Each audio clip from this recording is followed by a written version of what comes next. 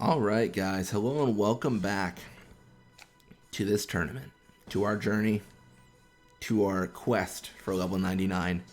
We're going back into the tournament for Elixir and Gamble. We are going against the Kilika Beasts. Ronso Fang's taking on the Guado Glories. And let's see what we can do here.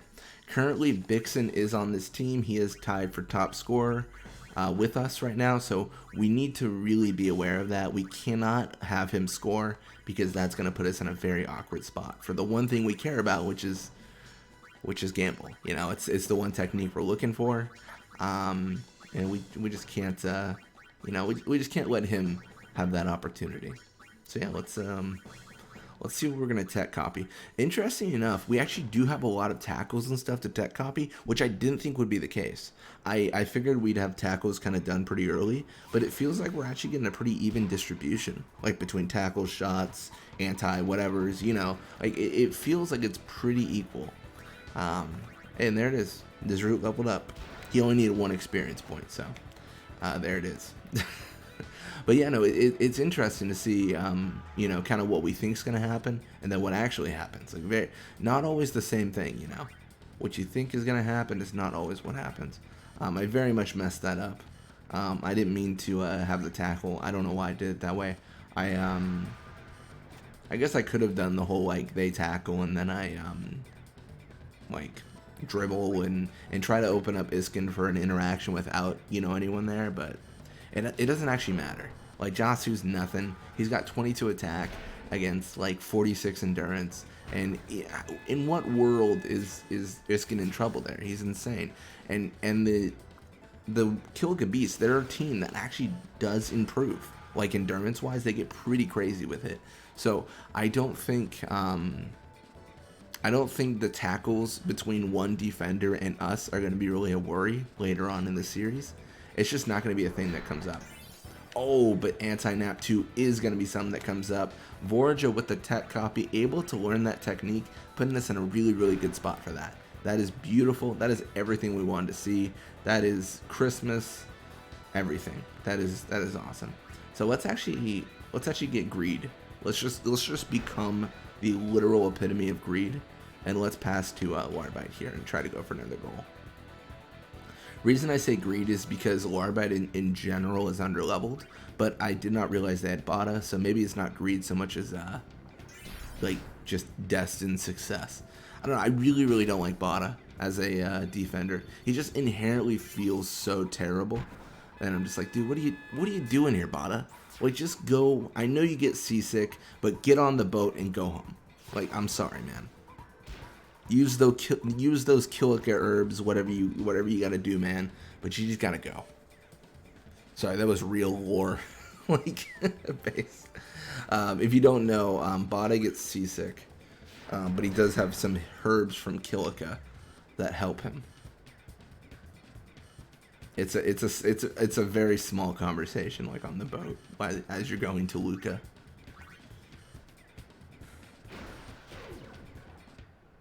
And then keep him gets assaulted on the boat. Like, he gets cornered by the Luca goers, defenders, Balgerda and Duram.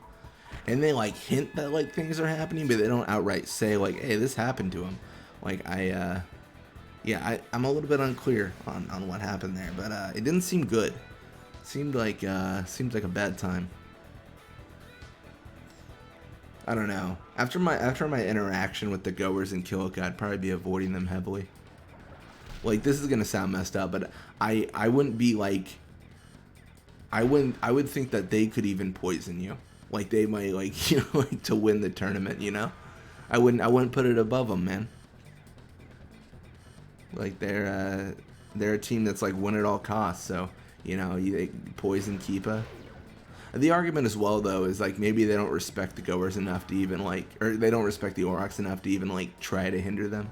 They really are is the term drinking the Kool-Aid, where it's you something might not be true, but you convince yourself that it's true, and it's you're drinking your own it's some cult thing, I think, is actually the meaning behind it. So maybe that doesn't fit, but The goers for sure. I would argue the goers for sure. Like during the story, like they have no belief that anyone could beat them in any possible way. Like they really do not consider the idea of defeat. At least the game doesn't make you think they ever do. So it is interesting. But yeah, speaking of defeat, this is looking real poor for the Kilika Beasts. At least one goer gets to lose today. Sorry, Bickson. I'll take that. Bickson's probably the biggest jerk. I'm trying to think who's the nicest goer. And I think Graves says nice things when you release him. And then a Boost might as well. And I think Roddy and Bickson both say like jerk things. I think Duram and Balgerda like say like sexual things, if I'm not mistaken. Because one of them, I think it's Duram, is like, you know, call me if you want to play with me or something like that, or like something weird, you know? You're like, all right then.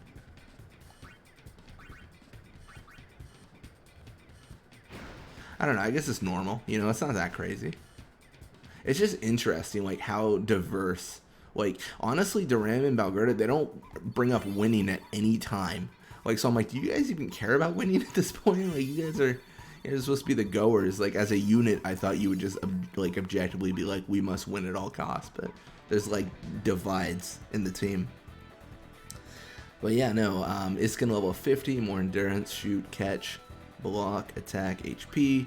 Nizrut level 34, more endurance, catch, HP. Nice stuff, nice stuff. I will take that. Yeah, I feel like I should have probably pulled up like specific quotes to like prove this point, but I do recall this like off the top of my head. Like them being that way when they're released. And I should know because I literally did a video where I released like the Luka Goers team and I read all their quotes. I'm pretty sure Roddy was a jerk and a Boost was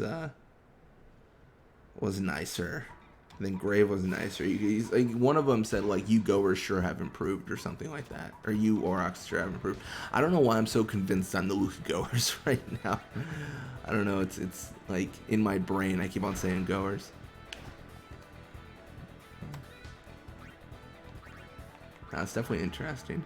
But yeah, we're actually going to set up Nizrut here. So we're mostly looking for the experience gain, of course. We're going to go between Nizrut and Deem. We got the Nap Pass people. That's what we prefer, the Nap Pass people. So we're going to pass to Nizrut, then back to Deem, and by then the forward should be right next to us. So we're going to kind of disperse here.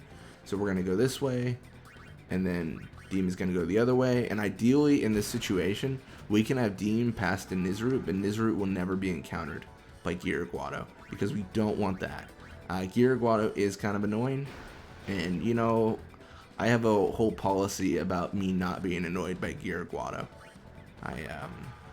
You know, it's honestly the idea of the policy is really in the name. Don't be annoyed by Giraguado.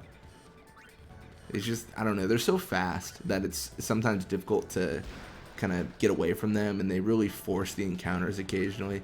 Really, I think I would, if I was going to summarize how I play Blitzball, with every team except a fast team, it's just about short movements, you know?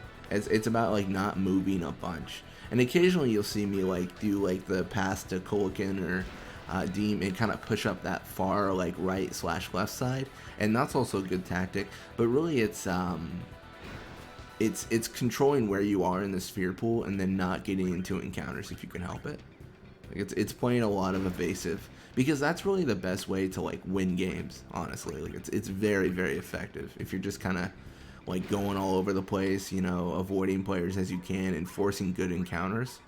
It's a lot easier to win. But that also like kind of begs the idea of like, I wish you had options to enforce things like a shot clock and stuff.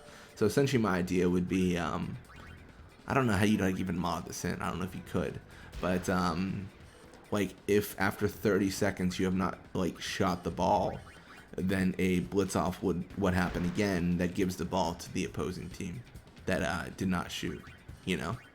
And it's really nice because it forces that kind of like aggression, you know?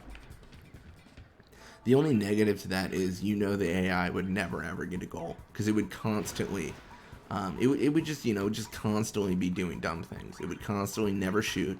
It would never do anything real, and it would just, you know, it would mean the game is so much easier than it, you know, is now. But like, if you improve the AI and how like the computer thinks, then I think there's a lot of value to that. I think it might hurt certain teams like the Ronso Fangs the most, though, because they can't even set up for a goal in time. Like, that's I don't know. It's a whole thing for them.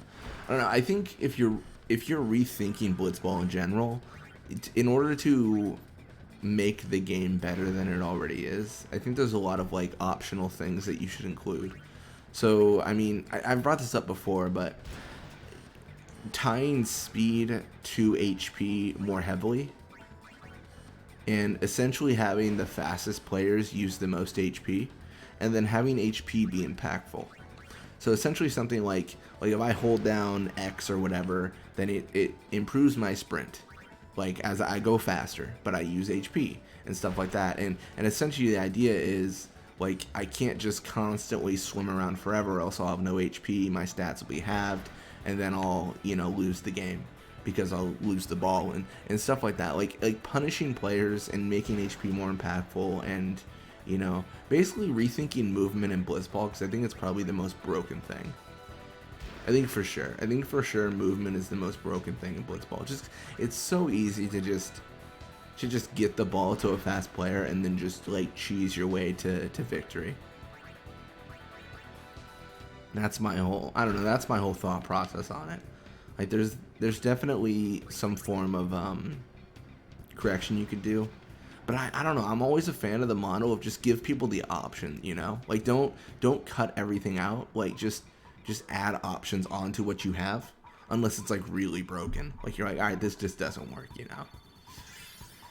But yeah, a little bit of experience. Back to the game at hand. Nizroot levels up, level 35 with more pass, block, attack HP. Dean level 52 with more pass HP. That's good stuff. Good stuff. Yeah, you always like the level ups. So yeah, Kilika Beasts certainly lost that 4-0. We Guadalgores win theirs 2-1, and we should be top scorer with that too. Looks like we are with 6 goals with Iskin. So we got an elixir, not like we already don't have 99, and I don't think anyone can learn this, but let's see. No, we can't. Okay. Well, anyways, thank you guys so much for watching. I hope you enjoyed it, and I'll see you guys next time.